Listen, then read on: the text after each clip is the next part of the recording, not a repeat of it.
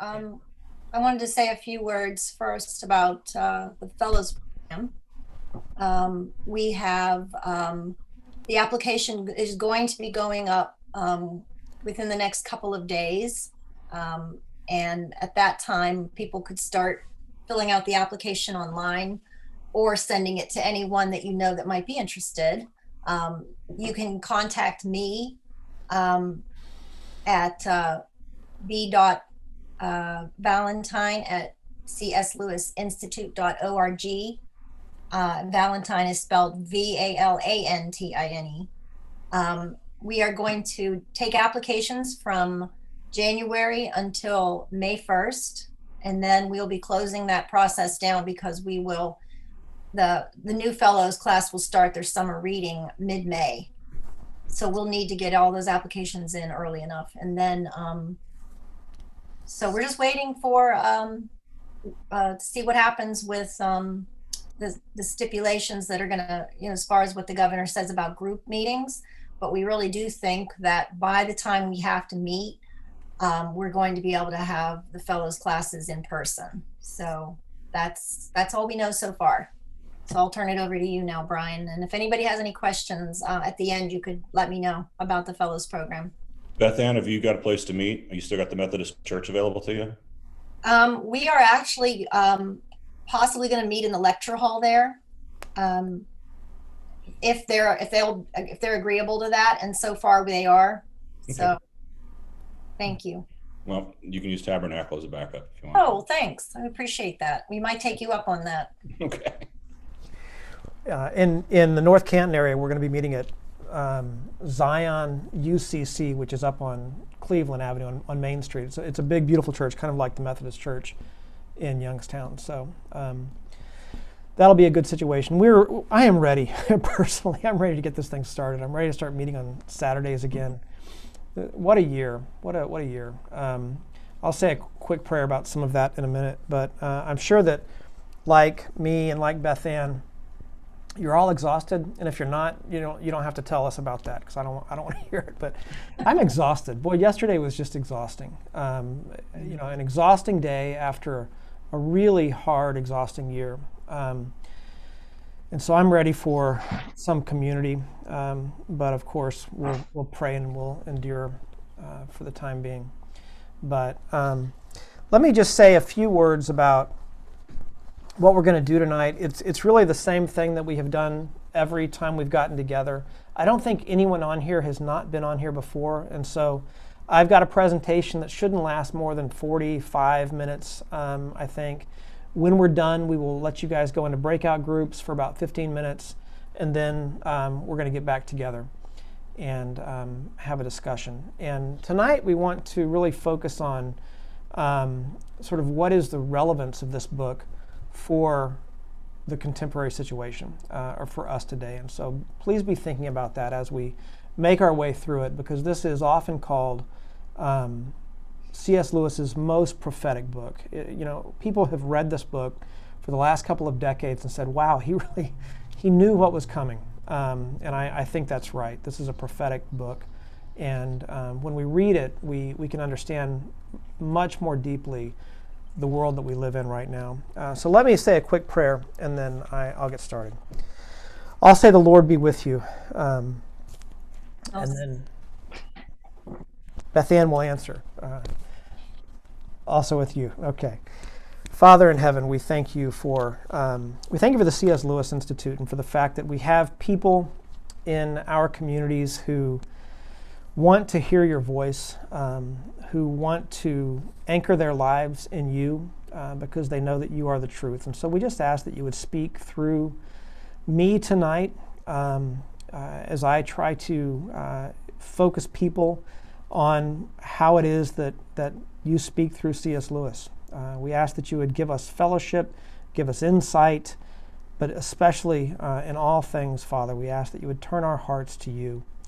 And so we pray all these things in Christ's name. Amen. All right, well, let me just go ahead and jump in.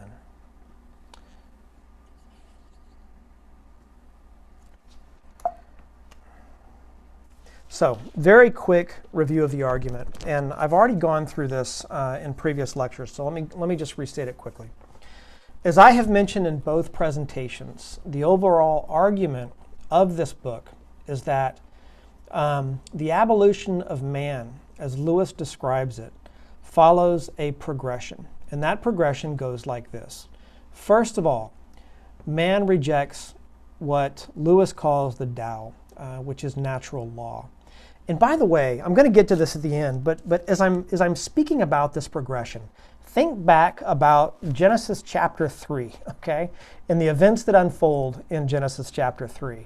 Because it occurred to me today, even though I've never read this, but that the abolition of man is almost a commentary on Genesis chapters 3 through 11. And I don't think it was meant to be that way, but the fact that it is that way shouldn't surprise us. So, the first thing that happens is man rejects the Tao. Second, of necessity, all value distinctions become subjective, so that men become a law unto themselves. Third, being supposedly free from the Tao, certain men will gain the power to subject all other men to their irrational impulses. And then fourth, obedience to these irrational impulses or chance, and finally, and as a result, nature's conquest of man. And by that, C.S. Lewis, as you guys know, if you read the chapter, simply means that we will have lost everything about us that makes us human in God's image, and we will have been returned to something like a state of animality. We will just be beasts, okay? So the outcome of this progression is that what we once called men have been reduced to beasts, motivated by animal instinct, by the basest of appetites, for food perhaps, for pleasure, and for the will to survive. And so, like the beasts, we simply act on instinct, seeking what it is that we desire at all costs. Now, this is a very quick overview of the chapters that we have gone through so far, and then also chapter 3. So chapter 1 talks about the fact that the modern world has embraced what we might call the fact-value distinction. And that is the idea that you cannot get an ought from an is. So facts themselves are divorced from any value statements. And value statements are always subjective, okay? Issues of beauty, issues of morality, of right and wrong, are always subjective and are unrelated to the world of facts. And so embracing the fact-value distinction and failing to train sentiment, in other words, failing to act as though certain emotional dispositions can be judged either right or wrong, our educational culture creates what Lewis calls men without chests, and that is men lacking virtue. And by men, I mean humans, who nevertheless are expected to be virtuous. We look at each other and we demand of each other that we are virtuous. We judge one another for failing to be virtuous, even as we deny the existence of virtue. It's an obvious contradiction and irony. At present, our educational institutions make no attempt to conform children to transcendental values of goodness, beauty, and truth. Thus, the unexamined and often illegitimate values of the present moment are smuggled in. Lewis continues this theme in chapter 2. And we'll talk more about this, about how whatever the values of the current moment are really do get smuggled in, and they're smuggled in uncritically. And so Lewis goes on to chapter 2, where he defines the Tao as the affirmation that certain attitudes are really true and others are really false to the kind of thing the universe is and the kinds of things that we are. Lewis demonstrates that without the Tao, there is no rational basis for recommending some values or ends. What I mean by ends is goals or objectives over others. There is simply no way we can justify preferences for some moral outcome if we deny the existence of some moral objective realm which transcends our current state. And so again, Lewis demonstrates that without the Tao, there is no rational basis for recommending some values or ends over others. We end up with what contemporary authors call expressive individualism, which I talked about last time, and I'll talk about a little bit more this time. There can be no virtue apart from an affirmation of objective truth, beauty, and goodness. Without the Tao, we can only contribute to the abolition of man. And then in chapter 3, what we're going to see today, or what we've already seen having read it, is that Lewis talks a lot about the mid-20th century tendency to commend scientific advance as man's conquest over nature. And even though the way he talks is really characteristic of the 20th century, when people were really extraordinarily enthusiastic about advances in science, we don't think about science as consciously, I think, as they did now. But science is more completely and more naturally sort of grafted into everything that we do, so that our reliance upon it and our confidence in it is actually greater now than it was in Lewis's time. And so when we think, for instance, about the people that we look to for salvation, at least a kind of earthly salvation, we look primarily to politicians, economists, and scientists. Those are the people that we believe can actually save us. They have really replaced the priests and the people, the wise sort of teachers who would have been looked to in the past. And so using the airplane, the radio, and contraception as examples, he shows that man's power over nature is merely the power of some men over others. And then, having declared their liberation from the Tao and having allowed the base instincts of some to objectify others, the abolition of man is complete. And I will, of course, go through all of this in much greater detail as the lecture moves forward. So, what I want to do moving forward is focus on 5 key themes. And these themes, I think, can sort of get at the totality of what Lewis is arguing here in chapter 3. And so I'll just walk through them, and like I did last time, share with you guys some key quotations. So I'll jump in. Number 1 theme that he begins with is this: man's so-called power over nature is really the power of some men over others, with nature serving merely as a tool. And so some key quotations are these. First, the power of majorities over minorities, and in the concrete of a government over the people. As regards contraceptives, and you guys might have thought it was kind of strange that he picked on contraceptives because it's such an important part of the world that we live in for many people. But what he says is absolutely true, and it's perhaps something we should think more about. As regards contraceptives, there is a paradoxical, negative sense in which all possible future generations are the patients or subjects of a power wielded by those already alive. Each generation exercises power over its successors, and each, insofar as it modifies the environment bequeathed to it and rebels against tradition, resists and limits the power of its predecessors. And of course, he goes on to say quite a bit more. The final stage, he says, is come when man, by eugenics, by prenatal conditioning, and by an education and propaganda based on a perfect applied psychology, has obtained full control over himself. Human nature will be the last part of nature to surrender to man. The battle will then be won. We shall have taken the thread of life out of the hand of Clotho. And if you don't know, Clotho was a mythological figure who was one of the, what were called the 3 fates, who was said to sort of weave the threads of fate. So we shall have taken the thread of life out of the hand of Clotho and be henceforth free to make our species whatever we wish it to be. The battle will indeed be won, but who precisely will have won it? For the power of man to make himself what he pleases means, as we have seen, the power of some men to make others, to make other men what they please. And so, there's a lot going on here, a lot to talk about, and we'll get into some of it as we move forward. All right. But here's really sort of theme number 2. The power of some men over others increases and becomes total whenever we deny the Tao. And so he says this on page 60.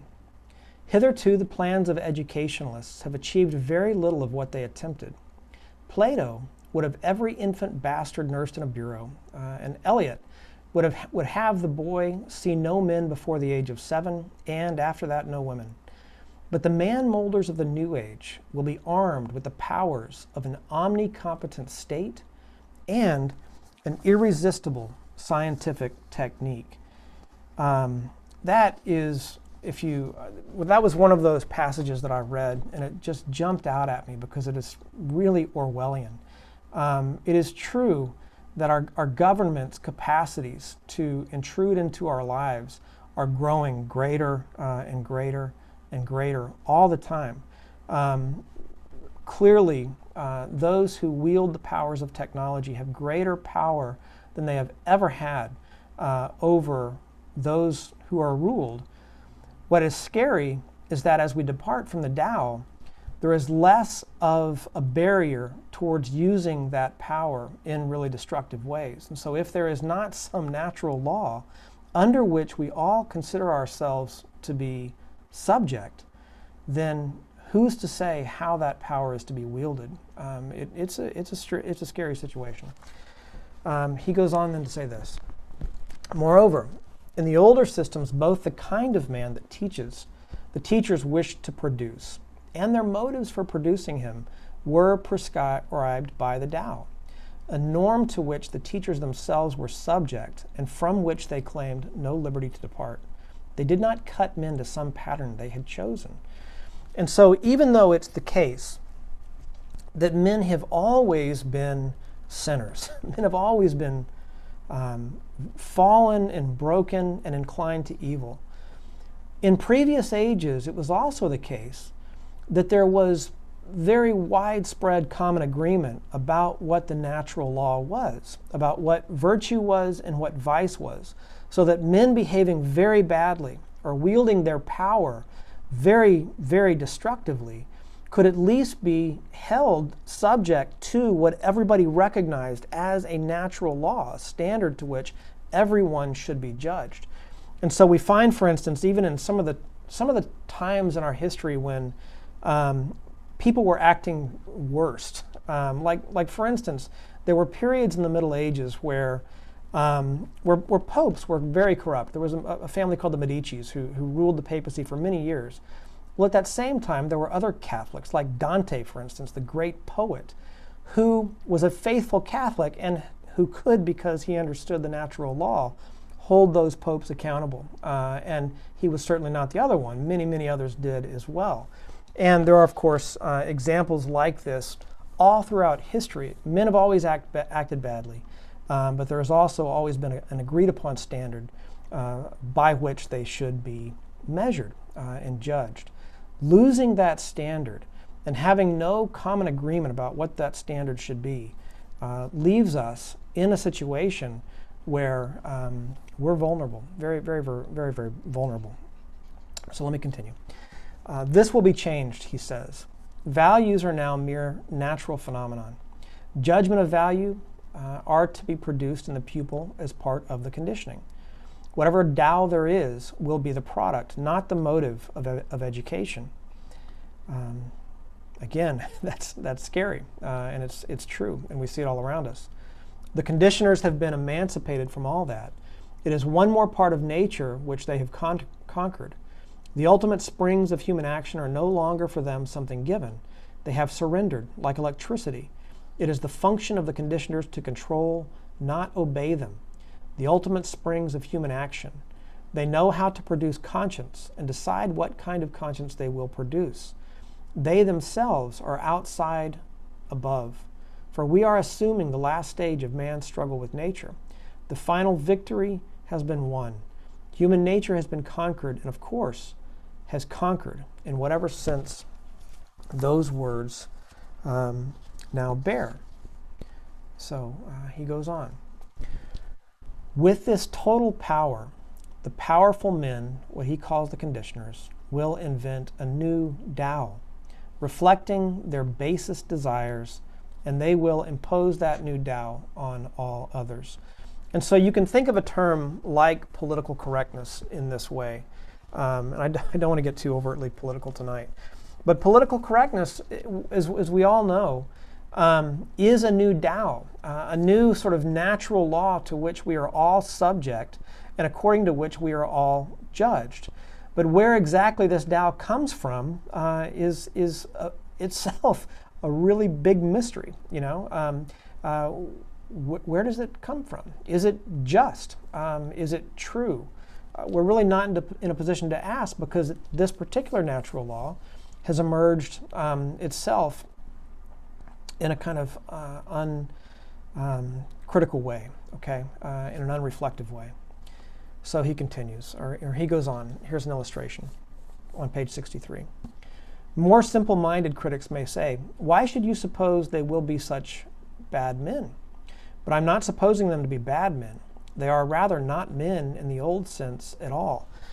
And what he means by that is that they're not men because they are not subject to a natural law, which actually opens men up and frees them in the sense that men cannot be subject to the basest desires and sort of will to power of other men. We are all free insofar as we are all subject to the same natural law, which we can see and comprehend. And so the lack of a natural law enslaves us. They are rather not men in the old sense at all. They are, if you like, men who have sacrificed their own share in traditional humanity in order to devote themselves to the task of deciding what humanity shall henceforth mean. Good and bad applied to them are words without content, for it is from them that the content of these words is henceforth to be derived.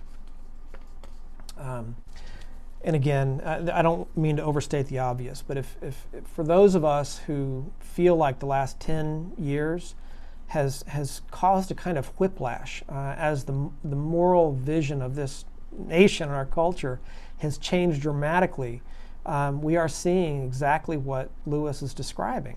Men have invented a new Tao and have decided anew what humanity means, and now we are all subject to it. It is being imposed upon us, and we are judged harshly if we do not conform to this new invention, which in many ways is not consistent with a kind of classical understanding. And so it'd be really good to have a discussion here. We can have this discussion later, I hope. I'm feeling a little fuzzy-headed tonight, but I hope you guys are following and that this is hitting home. So, more on this issue. They are not men at all. Stepping outside the Tao, they have stepped into the void. Nor are their subjects necessarily unhappy men. They are not men at all. They are artifacts. Man's final conquest has proved to be the abolition of man. Yet the conditioners will act. When I said just now that all motives fail them, I should have said all motives except one. All motives that claim any validity other than that of their felt emotional weight at a given moment have failed them. Everything except the sic volo sic jubeo, which means essentially, I want it, therefore I command it. This is from the Roman poet Juvenal. I want it, therefore I command it. The will to power. Everything except this has been explained away.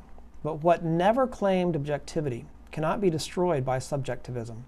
The impulse to scratch when I itch, or to pull to pieces when I am inquisitive, is immune from the solvent which is fatal to my justice, or honor, or care for posterity.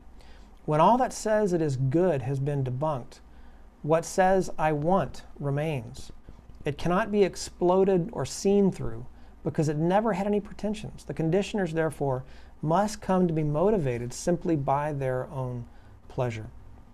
Then he continues, pages 65 and 66. My point is that those who stand outside all judgments of value cannot have any ground for preferring one of their own impulses to another except the emotional strength of that impulse.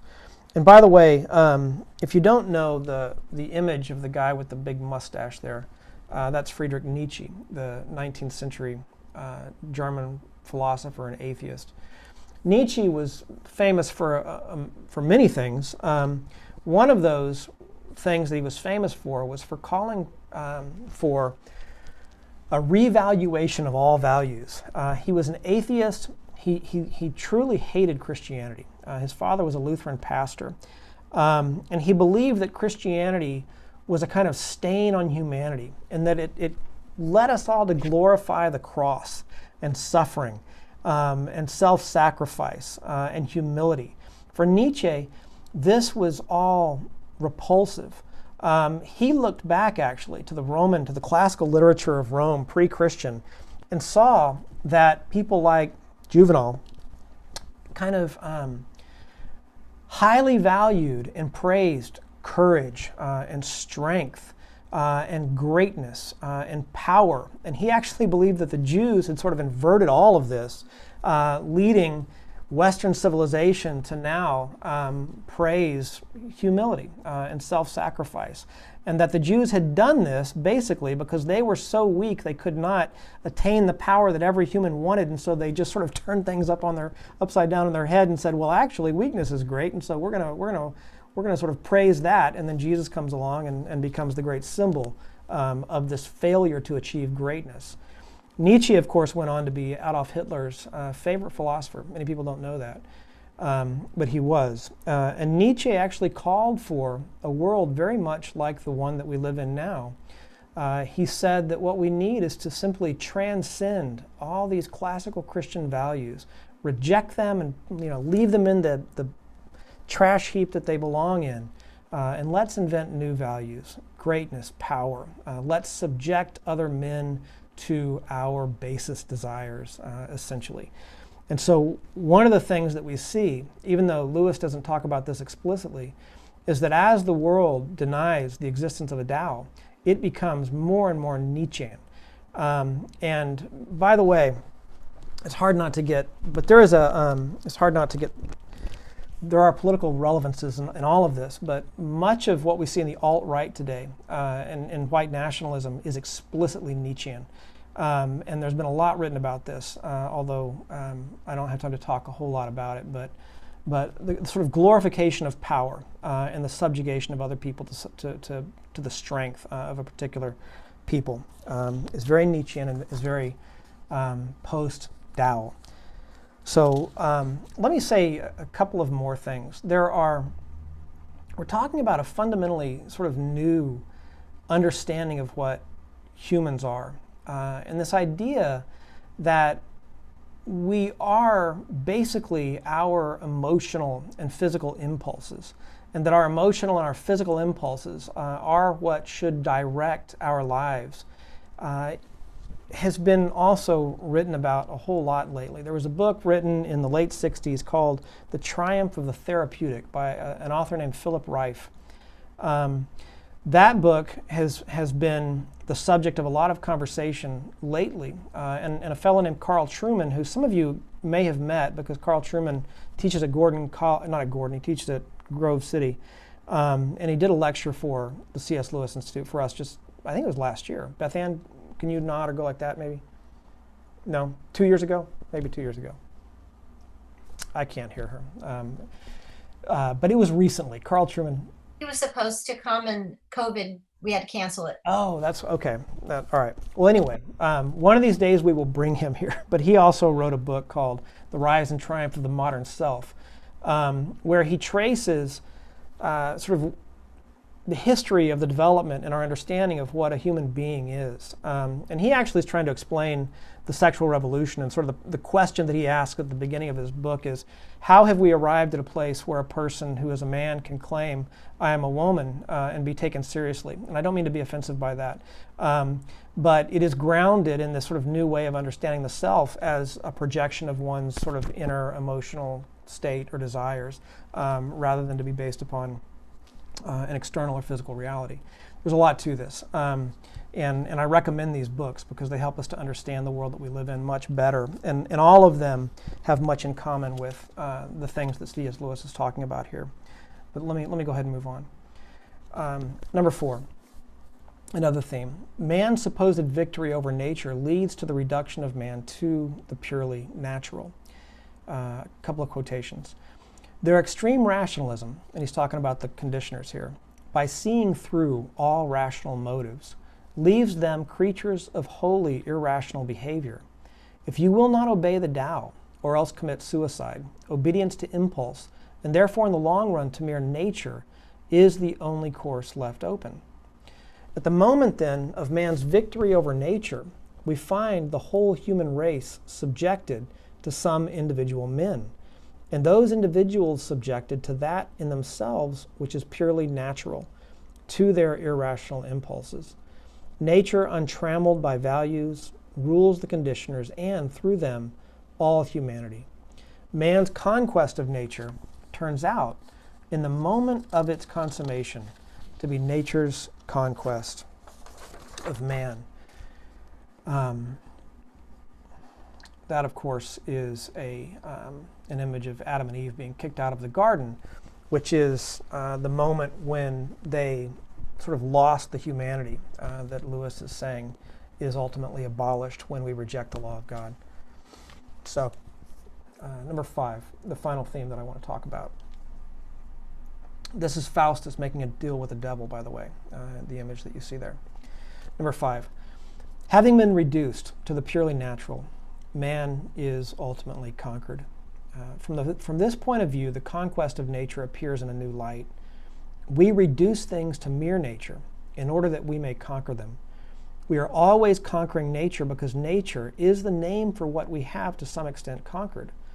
The price of conquest is to treat a thing as mere nature. Every conquest over nature increases her domain. The stars do not become nature till we can weigh and measure them. The soul does not become nature till we can psychoanalyze her. The wresting of powers from nature is also the surrendering of things to nature.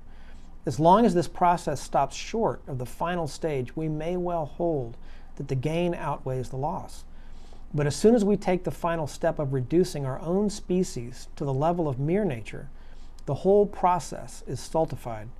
For this time, the being who stood to gain and the being who has been sacrificed are one and the same. That's a really, really important statement. Then he says this, it is the magician's bargain. Give up our soul, get power in return. But once our souls, that is, ourselves, have been given up, the power thus conferred, will not belong to us. We shall, in fact, be the slaves and puppets of that to which we have given our souls. And so he's claiming that in denying the Tao, we have essentially sold our souls. And we believe that we have been given power over nature in some way. But what ends up happening is that we subject other men, other people to our power, and we ourselves lose our humanity and are reduced again to the realm of nature. Now, contraception is actually a really good example, and I don't want to say more than I should about it, but I could have said more about this a moment ago.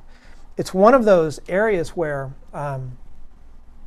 we have wrestled a certain amount of power over nature in achieving the ability to control reproduction. And yet, there has been also a tremendous amount written about the consequences of the advent of the pill and the sexual revolution which followed that, and then the destruction of the nuclear family which followed that, and then the emergence of identity politics which has followed that, because children today, as a consequence of all of this, are more likely than they have ever been in the history of at least Western civilization to be born to broken homes. I don't know how many of you guys know this, but nearly 45% of all the kids in America today are born to unwed parents, if not a single mother. In certain communities, it's 75%. In the city of Canton, actually the city limits of Canton, 75% of all the children are born to single mothers. Now, this, of course, means that those kids are statistically more likely to be the victims of violence, of sexual and physical abuse, to become incarcerated one day, to suffer psychological trauma, and a whole host of other elements. And the reason is because it's difficult for those often very heroic mothers to raise their children in this way. And because economically and in terms of all kinds of security matters, it's just very difficult. So what this means is that an enormous number of kids today are subject to decisions that people made in the 1920s and 30s having to do with sort of gaining mastery over our reproductive systems. Now, I hope I'm not making I don't know exactly what it all means, okay? I'm not weighing the goodness and the badness of contraception. I'm really not. I'm just saying that sometimes our technological innovations have very, very far-reaching effects. And it is absolutely true, as Lewis says it is true, that future generations are subject to the decisions that we make in prior generations. And our ability today to make decisions that will have very significant consequences for future generations is greater than ever, and it's not a small matter. Anyhow, we could talk a whole lot more about this. There's much to be said about it, and one of the things to be said about it is actually that the identity politics and the chaos that we're seeing in our community right now, and this has been also the subject of a lot of sociological study right now, has to do with the fact that people are searching for identities because they no longer find themselves sort of enmeshed in larger family networks, brothers, sisters, mothers, fathers, very often also accompanied by aunts and uncles and cousins, grandparents, sort of all living in a network where one can sort of come to an understanding of who they are. Instead, we all exist in what other sociologists call, Zygmunt Bonham calls liquid modernity, where we're just sort of floating in this sort of sea going nowhere, having no idea who we are. And so identity politics is an attempt by various identitarian groups, whether they be sort of based upon sexual preference or perhaps race or political affiliation, to sort of plant their flags and say, this is who I am, these are my people, I will be with these people against all else. And so much of the chaos and confusion in our culture right now is actually a consequence of the pill. At least that's what some really, really good scholars have been arguing for quite some time now. Anyhow, I'll move on. This is something you guys can talk about and explore more if you want to. So I'm going to read this again. It is the magician's bargain. Give up our soul, get power in return. But once our souls, that is ourselves, have been given up, the power thus conferred will not belong to us. We shall in fact be the slaves and puppets of that to which we have given our souls. So a couple of final thoughts. These are some quotations from Lewis in the final pages that are just sort of concluding comments. Page 77, he writes, "For the wise men of old, the cardinal problem had been how to conform the soul to reality, and the solution had been knowledge, self-discipline, and virtue. For magic and applied science alike, the problem is how to subdue reality to the wishes of men. The solution is a technique, and both in the practice of this technique are ready to do things hitherto regarded as disgusting and impious." Then he says, "There are progressions in which the last step is sui generis, incommensurable with the others, and in which to go the whole way is to undo all the labor of your previous journey. To reduce the Tao to a mere natural product is a step of that kind. To give up completely on the idea that there is a truth, that there is a natural law to which we are subject, according to Lewis, is that kind of decision." And here I would invite you again to think about Genesis chapter 3 and what happens when you eat from the fruit of the tree of the knowledge of good and evil, which is precisely what it means to reject the Tao, as I'll mention in a minute. Page 81. "You cannot go on seeing through things forever. The whole point of seeing through something is to see something through it. It is good that the window should be transparent because the street or garden beyond it is opaque. How if you saw through the garden too? It is no use trying to see through first principles. If you see through everything, then everything is transparent. but a wholly transparent world is an invisible world. To see through all things is the same as not to see. And that's, of course, how he concludes the chapter. And so I want to now just make a couple of final comments about the ongoing relevance of this book before I turn you guys out into groups. And so here are, and these are a couple of points that I just grabbed out of my head, and they are not exclusive. And I'd be interested to hear what you guys think, because there's much more to say, I have no doubt. But here are some things I think are relevant. Number one, the abolition of man, drawing from the classical tradition, offers a more compelling and coherent vision of reality than is found in the modern world. It thus offers a sharp critical lens through which to critique contemporary culture and education. And a book like this is valuable for precisely that reason. If you're attuned to what's going on in the world and you read a book like this carefully, you really can understand the world that we live in more clearly, I believe. It sheds light. It's illuminating. And so the classical perspective on reality, on persons, on education, and on ultimate ends is just better. It's a more compelling perspective than the modern perspective. And so what is it that the classical perspective says, for instance, about reality? Well, from a classical perspective, reality is an ordered whole, meaning there is an intelligibility to things.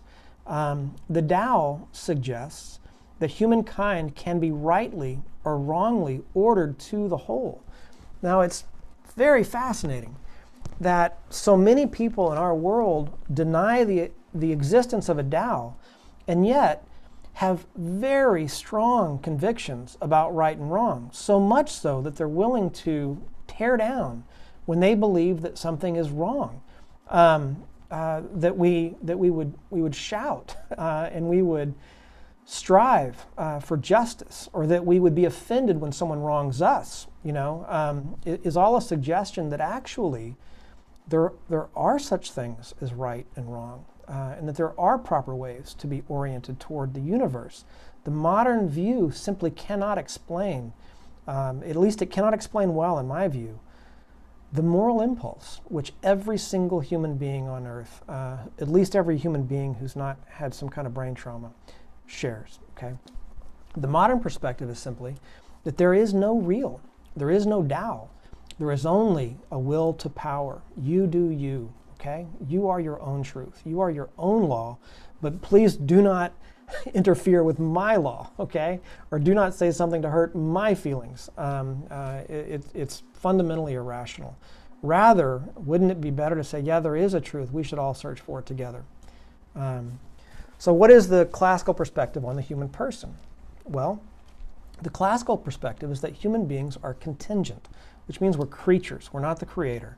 We're limited. We're finite in terms of what we can know, in terms of our abilities. We are needy. We are not autonomous.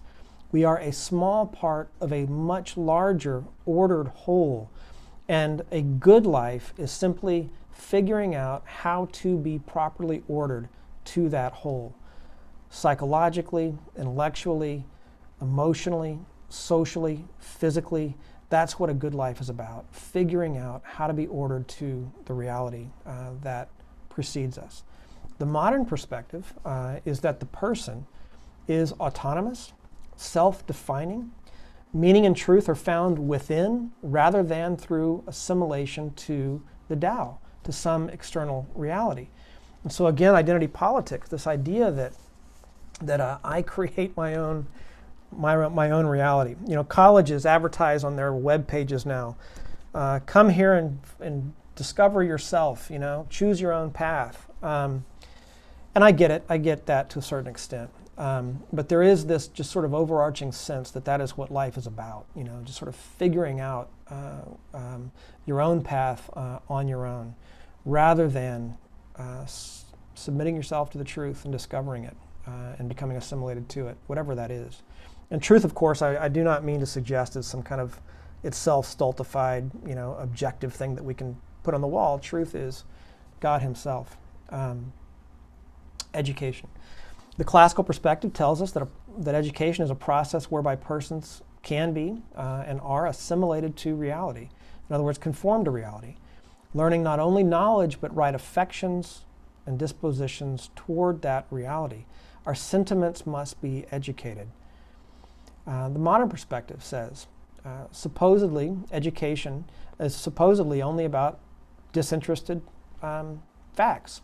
The training of sentiments is ignored and thus smuggled in rather than approached thoughtfully. And we all know that's happening. There is propaganda which goes on in our schools, and that propaganda can take many different forms depending upon the community that's educating our kids.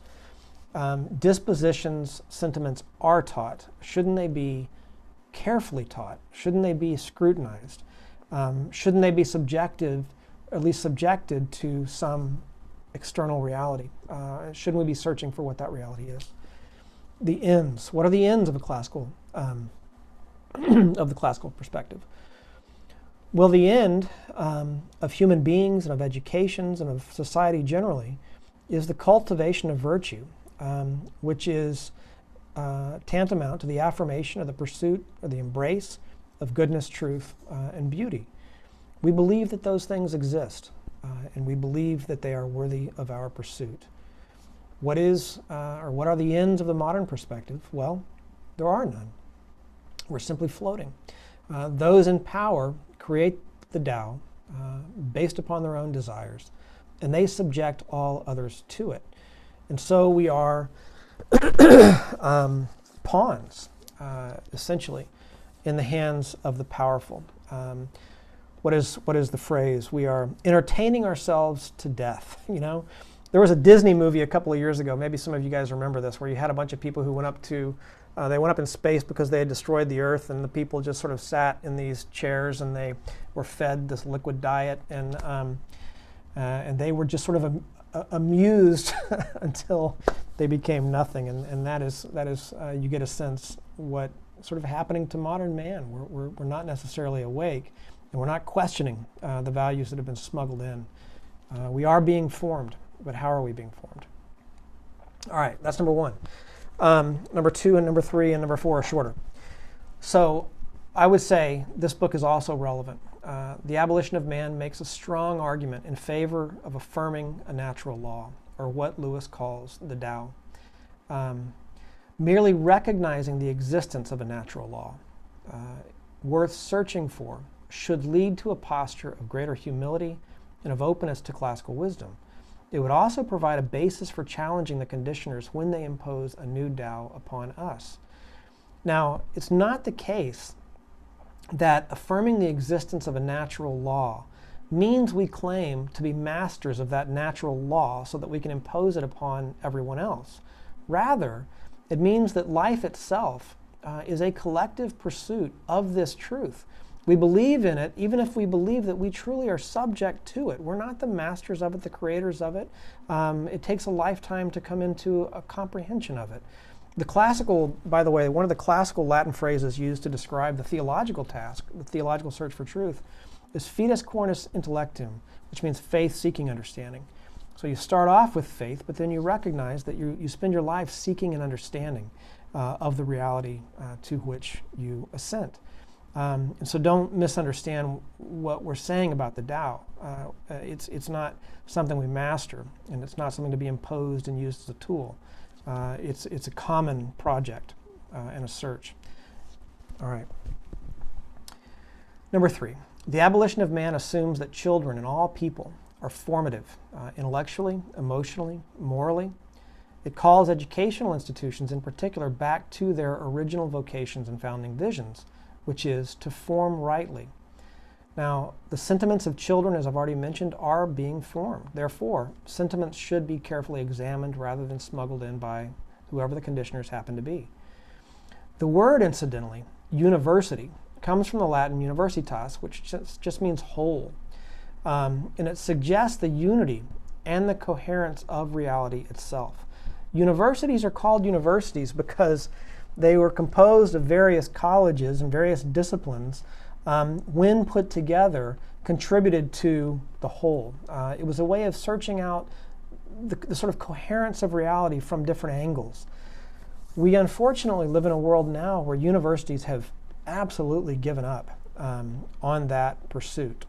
Many modern educational institutions no longer claim any interest in truth, much less objective standards of beauty and goodness.